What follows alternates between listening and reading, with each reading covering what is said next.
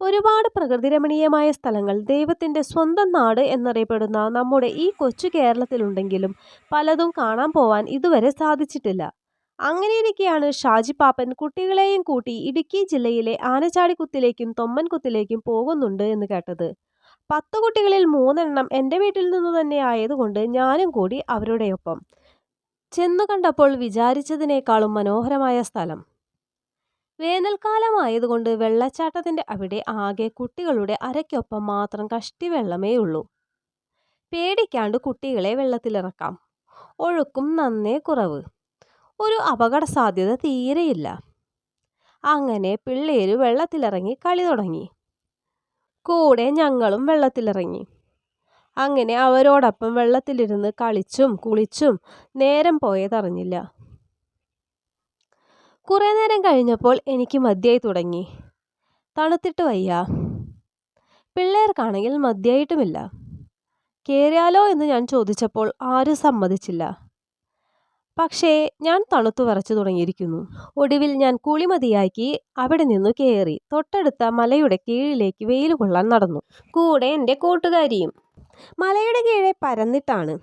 ചെറിയ ചെരിവിലൂടെ കുറച്ചൊന്ന് മുകളിലേക്ക് കയറി നല്ല വെയിലുള്ള ഒരു നിരപ്പായ സ്ഥലത്ത് നിന്ന് വർത്തമാനം പറയുന്നതിനിടയിലാണ് കുളിക്കാൻ നിന്നവർ ദേടാ ആൻറ്റി അവിടെ എന്ന് പറഞ്ഞ് ഞങ്ങളുടെ അടുത്തേക്ക് ഓടി വന്നത്.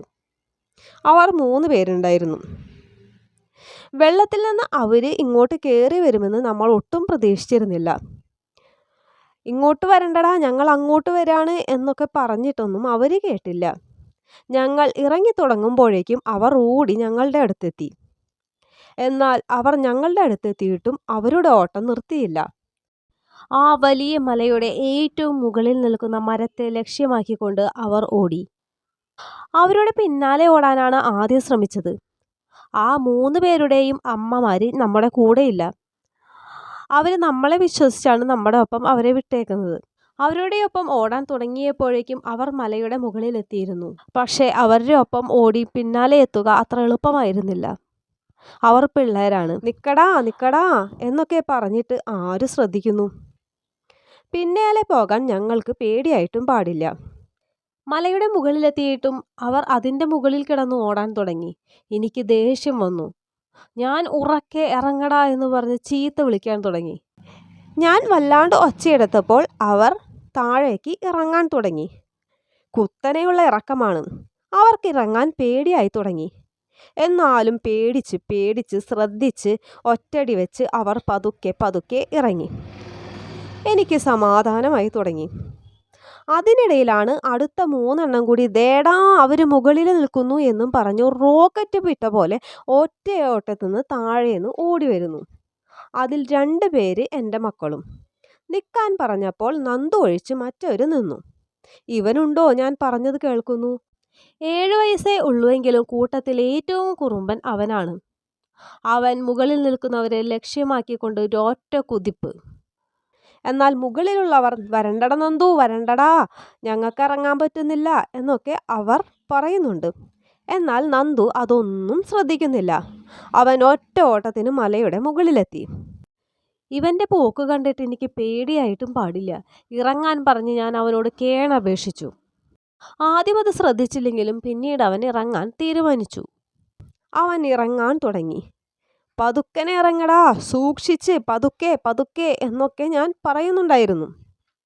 ആദ്യം പതുക്കനെ ഇറങ്ങിയ നന്ദു മറ്റുള്ളവർ നോക്കി നിൽക്കെ ആ കുത്തനെയുള്ള മലയുടെ മുകളിൽ നിന്ന് ഒരൊറ്റ ഓട്ടം താഴേക്ക്. എൻ്റെ സർവ്വ ഞരമ്പുകളും തളർന്നു. നിക്കടാ നിക്കടാ എന്നു ഞാൻ വിളിച്ചു കൂവുന്നത് അവൻ കേൾക്കുന്നുണ്ടെങ്കിലും അവന് നിൽക്കാൻ പറ്റണില്ല.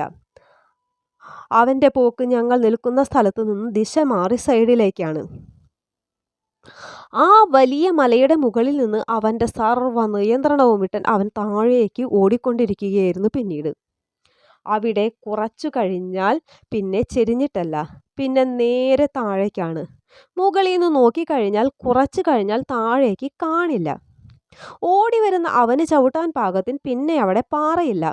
അടുത്ത സ്റ്റെപ്പ് വയ്ക്കാൻ അവന് കിട്ടൂല. പിന്നെ അവൻ താഴേക്കാണ് വീഴാൻ പോകുന്നത്. അത് മിക്കവാറും തലകുത്തി പാറയിലിടിച്ചാവും.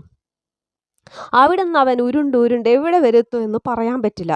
അത്രയ്ക്ക് താഴ്ചയുണ്ട്. എനിക്കവൻ എൻ്റെ കാഴ്ചയിൽ നിന്ന് ഓടി മറയുന്നത് നോക്കി നിൽക്കാനേ സാധിച്ചുള്ളൂ. നന്ദു നന്ദു എന്ന് വിളിച്ച് പിന്നാലെ ഓടാൻ ആഗ്രഹമുണ്ടെങ്കിലും ഒരു സ്റ്റെപ്പ് പോലും മുന്നോട്ട് വയ്ക്കാൻ പറ്റിയില്ല. കൈകാലൊക്കെ വിറച്ച് കുഴഞ്ഞു വീഴുന്ന പോലെയായി ഞാൻ. പെട്ടെന്ന് ആരോ പിടിച്ചു നിർത്തിയ പോലെ അവൻ അവസാനത്തെ സ്റ്റെപ്പ് വെച്ച് എങ്ങനെയോ നിന്നു. അടുത്ത സ്റ്റെപ്പ് അവൻ താഴേക്കാണ്. എനിക്ക് ശ്വാസം മുട്ടുന്ന പോലെ തോന്നി. കൊക്കയിലേക്ക് മറിയാൻ പോകുന്ന വണ്ടി ഇങ്ങനെ ബ്രേക്ക് ഇട്ട് നിർത്തിയ പോലെയായിരുന്നു അവൻ്റെ ആ നിൽപ്പ്. അവിടെ നിന്ന് പതുക്കെ അവൻ എൻ്റെ അടുത്തേക്ക് ഓടി വന്നു. അവനും നല്ലോണം പേടിച്ചു. നിന്നോട് ഞാൻ എന്തോരം പറഞ്ഞതാടാ കേറല്ലേന്ന്. എന്തേ ഞാൻ വിളിച്ചിട്ട് നീ നിൽക്കാഞ്ഞേ? എനിക്ക് സങ്കടമാണോ ദേഷ്യമാണോ വരുന്നതൊന്നും അറിയുന്നില്ല. ഞാൻ ചെറുതായി സ്കിഡായി പോയമ്മേ. പിന്നെ എനിക്ക് നിൽക്കാൻ പറ്റുന്നുണ്ടായിരുന്നില്ല, അവൻ സങ്കടത്തോടെ പറഞ്ഞു. സംഭവിക്കാൻ പോയത് വലിയ ദുരന്തമാണെന്നൊന്നും അവന് മനസ്സിലായില്ല. കൂടെയുള്ള കുട്ടികൾക്കും ഒരു പരിധിവരെയേ എന്തെങ്കിലും മനസ്സിലായിട്ടുള്ളൂ.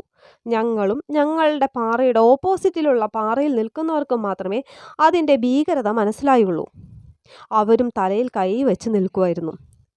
ദൈവം തിരിച്ചു നൽകിയ ജീവനും കൊണ്ട് ഞങ്ങൾ തിരിച്ചു പോന്നു. പിന്നീടും യാത്ര തുടർന്നു. പക്ഷേ അവൻ സൈലൻ്റ് ആയിരുന്നു. പല ഉല്ലാസയാത്രകളും ദുരന്തയാത്രയാവുന്ന പല സംഭവങ്ങളും ഉണ്ടായിട്ടുണ്ട്. അവസാനത്തെ നിമിഷം ആരോ പിടിച്ചു നിർത്തിയ പോലെ അവൻ നിന്നില്ലായിരുന്നുവെങ്കിൽ ഞങ്ങളുടെ യാത്രയും അങ്ങനെ ഒരു ദുരന്തമായിരുന്നേനെ. ദൈവം തിരിച്ചു നൽകിയ ജീവനും കൊണ്ട് ഞങ്ങൾ മടങ്ങി. ജീവിതത്തിലെ സന്തോഷങ്ങൾ അവസാനിക്കാൻ വെറും നിമിഷങ്ങൾ മാത്രം മതിയെന്ന തിരിച്ചറിവായിരുന്നു അത്. ഈ ലോകത്തിലെ ഒന്നും നമ്മുടെ സ്വന്തമല്ല, നമ്മുടെ ജീവൻ പോലും. നമുക്ക് കിട്ടിയ പല സൗഭാഗ്യങ്ങളും നമ്മൾ പലപ്പോഴും അറിയാറില്ല, അത് നഷ്ടപ്പെടുന്ന നിമിഷം വരെ. ദൈവത്തോട് മനസ്സുകൊണ്ട് ഒരുപാട് നന്ദി പറഞ്ഞു. പക്ഷേ യാത്രകൾ അവസാനിക്കുന്നില്ല. ഈ കുറുമ്പന്മാരെയും കൊണ്ടുപോകുമ്പോൾ കുറേ കൂടി കാര്യങ്ങൾ ശ്രദ്ധിച്ചുകൊണ്ട് വീണ്ടും യാത്രകൾ തുടരും.